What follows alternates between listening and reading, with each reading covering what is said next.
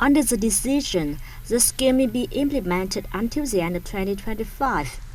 The two urgent elephant conservation projects in the central provinces of Hà Tĩnh and Quảng Nam will be added to the plan.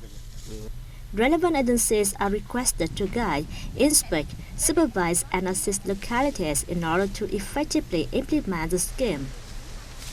The People's Committees of Nghệ An, Hà Tĩnh, Đắk Lắk, Đồng Nai, and Quảng Nam provinces will continue to implement objectives and tasks assigned by the Prime Minister. The plan on elephant conservation in Vietnam for the 2013 and 2020 period was adopted by the Prime Minister in 2013, with the aim of conserving and substantially developing wild domesticated elephant herds in Vietnam, restoring and protecting genetic resources of rare and endangered animals and plants.